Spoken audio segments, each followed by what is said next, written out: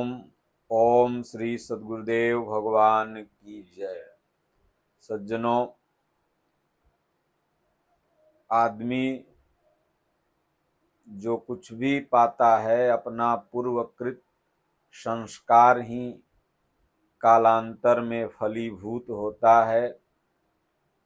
इंसान समझता है कि हमें यह सही मिला या गलत मिला, लेकिन ऐसा कुछ नहीं। महाभारत का एक प्रसंग है बहुत ही प्रचलित। आप लोगों के मन में भी प्रश्न होगा कि द्रौपदी को 5 पति कैसे मिले। ये द्रौपदी के पूर्व जन्म का ही संकल्प, इच्छा भगवान से मांग थी। कथानक यह है कि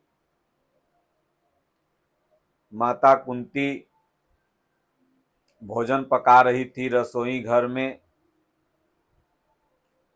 पांचों भाई बड़े खुशी से हंसते हुए आए। युधिष्ठिर अंदर गए, बोले माताजी माताजी, हम लोगों ने एक सामान जीत के लाया है। माताजी माताजी, हम लोगों ने एक सामान जीत के लाया है। तो कुंती माता देखी नहीं पीछे मुड़ के, क्योंकि रोटी बना रही थी। सोची देखेंगे तो तावा पर रोटी जल जाएगी। तो माता पिता का जो स्वभाव होता है वो सभी बच्चों पे बराबर ममत्व रहे, आपस में बच्चे न लड़ें, यही होता है। कुछ घरों का स्वभाव है कि माता पिता एक बेटा से प्रेम करेंगे तो एक बेटा से घृणा करेंगे, तो एक को ज़्यादा दे देंगे तो एक को कम दे देंगे। तो तमाम तरह की इससे क्राइम बढ़ती है, घटनाएं घटित होती हैं, देखने को मिलता है। उस घर में लड़ाई हुआ, उस घर में झगड़ा हो गया। इसलिए माता पिता को भी चाहिए कि जितनी भी उनकी संतानें हों उनसे बराबर प्रेम करें। तो राजघराने की नारी थी माता कुंती, भला इतना तो सद्गुण उनमें रहेगा ही रहेगा। उन्होंने कहा पांचों भाई आपस में बांट लो। उन्होंने सोचा कोई सामान ये लोग जीत के लाए हैं, खाने पीने वाली होगी, चाहे जो भी हो। बोली आपस में बांट लो पांचों भाई। अब युधिष्ठिर जी बाहर निकले, उदास। पांचों भाई बैठ गए। थोड़ा देर बाद रोटी पका के माता कुंती जब बाहर निकली, बोली अरे तुम लोग उदास क्यों हो गए?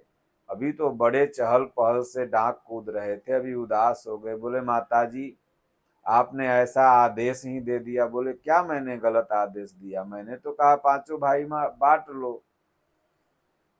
तो युधिष्ठिर ने कहा माँ, आपका आदेश तो सर आंखों पर है, आज तक हम लोगों ने उल्लंघन किया ही नहीं। पिताजी को तो देखा नहीं, आप ही का प्यार दुलार मिला, तो आप मेरे लिए माँ भी हैं और पिता भी हैं।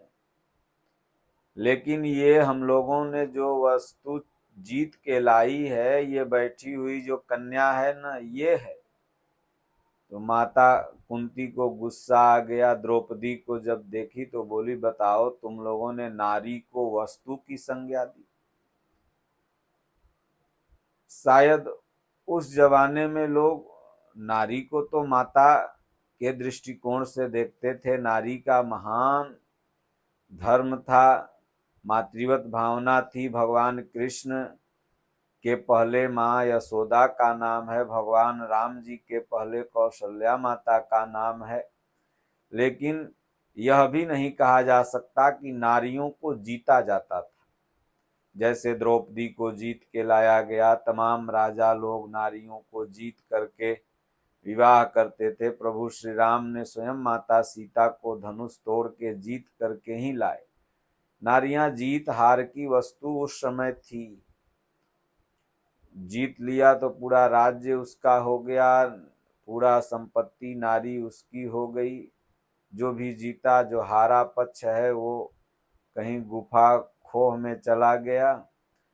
तो कहीं बहुत अच्छी बातें थी तो कहीं कुछ कुरीति उस जमाने में भी थी।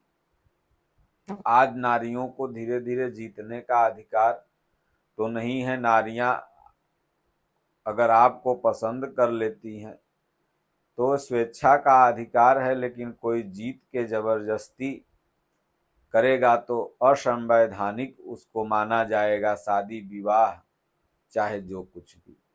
तो कहने का मेरा तात्पर्य है कि माता कुंती नाराज हो गई, बोली तुमने नारी को वस्तु बताया, अब बांट के दिखाओ।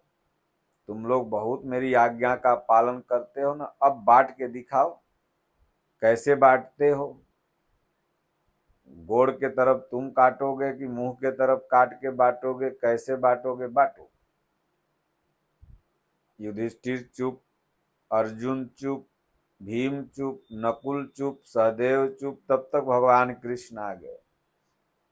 बोले बुआ क्या बात है, आज बड़ी आवाज आ रही है, शोरगुल हो रहा है, पांचों भ्राता श्री हमारे ये मुंह लटकाए हुए खड़े हैं, क्या बात है? और ये भाग्यवंती नारी कौन है? भगवान तो जानते ही थे। कुंती ने बताया द्रुपद देश की ये द्रौपदी हैं, ये लोग जीत के लाए हैं।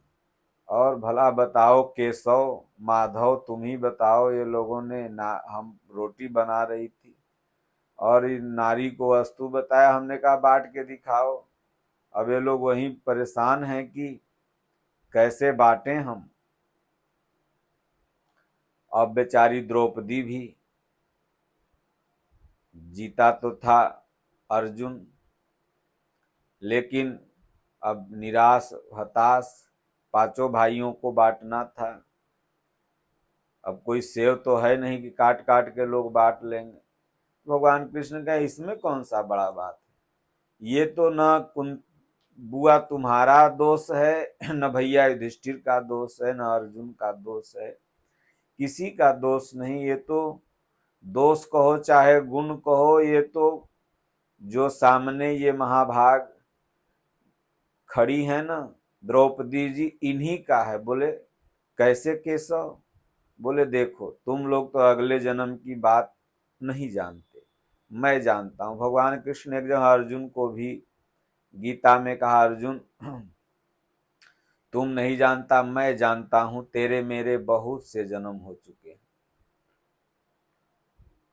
तुम नहीं जानता अर्जुन, मैं जानता हूं, बहुनि ते व्यतीतानि जन्मानि तव चार्जुन। अर्जुन तेरे मेरे बहुत से जन्म हो चुके हैं और इस जन्म में भी मैं तुम्हें वही गीता ज्ञान दे रहा हूं और फिर कभी जन्म होंगे तो वही गीता ज्ञान देता रहूंगा। यह गीता ज्ञान कभी नहीं मरने वाला है, इसी धरती में लुप्त रहता है। कोई न कोई महापुरुष अनुरागी साधक को देता ही रहता है। तो भगवान तो कई जन्म की जानते हैं, हम और आप एक कदम आगे का नहीं जानेंगे, प्रभु सब जानते हैं। मसला हल हो गया। कुंती ने कहा प्रभु तो क्या बात है? बोले देखो अगला जन्म में सोमवार के दिन इतनी तपस्या की द्रौपदी ने, भोलेनाथ खुश हो गए। आज भी आप लोग देखते हैं सोमवार के दिन कन्याएं व्रत रखती हैं, फिर भोलेनाथ के मंदिर में जाती हैं, शिव मंदिर में शिवलिंग पर जाके जल चढ़ाती हैं।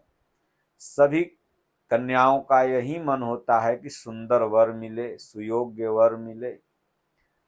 कोई 21 सोमवारी, कोई 51 सोमवारी, कोई पूरे सावन की सोमवारी तो एकदम मोस्ट है। सब रह के यही भगवान भोलेनाथ से प्रार्थना करती हैं कि प्रभु जैसे आपने माता पार्वती का वरण किया वैसे ही हम लोगों को भी सुयोग्य वर मिले। तो माता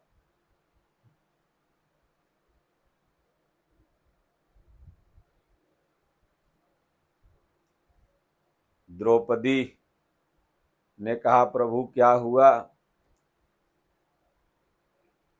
तो भगवान कृष्ण ने कहा कि तुमने ही तो मांगा है भोलेनाथ से। भोलेनाथ जब प्रसन्न हो गए तो तुमने कहा कि सबसे धर्मात्मा वर मिले, तो पहला वरदान धर्मात्मा है युधिष्ठिर। तुमने मांगा कि सबसे बलवान मिले, तो दूसरा वरदान है युधिष्ठिर के छोटे भाई भीम। तुमने मांगा धनुर्धर हो, तो तीसरे नंबर के भाई हैं अर्जुन। उनसे बड़ा कोई धनुर्धर नहीं, भीम से बड़ा कोई बलवान नहीं, युधिष्ठिर से बड़ा कोई धर्मात्मा नहीं। तुमने मांगा सुंदर हो, सुशील हो, तो नकुल सहदेव में ये गुण हैं, इसलिए द्रौपदी तुमने ही मांगा है। और ये 5 गुण एक व्यक्ति में नहीं हो सकते, ये जब भी होंगे तो अलग अलग। अगर बलवान होगा तो धैर्यवान नहीं होगा, और अगर धर्मात्मा होगा तो फिर पापी नहीं होगा, और पापी होगा तो धर्मात्मा नहीं होगा, और सुंदर होगा तो सुशील नहीं होगा, क्योंकि उसको अपने सुंदरता का अभिमान होगा। सुशील अगर होगा, विनयी होगा, तो सुंदर नहीं होगा। तो इसलिए तुमने जो वरदान मांगा वे वरदान 5 फलीभूत हुए हैं, अब 5 का स्वीकार करो। तब माता कुंती का जो आदेश था, द्रौपदी ने 5 भाइयों को पति रूप में स्वीकार किया। तो सज्जनों, जो कुछ भी होता है यह पूर्व नियोजित हमारा और आपका संकल्प ही है, जो आगे चल करके मिलता है। इसलिए चलते फिरते उठते बैठते नाम जपना चाहिए, भाग्य को दोष नहीं देना चाहिए। काल ही कर्म ही ईश्वर ही मिथ्या दोष लगाए। हमारा आपका संस्कार है वही फलीभूत होता है। बोलिए श्री सद्गुरुदेव भगवान की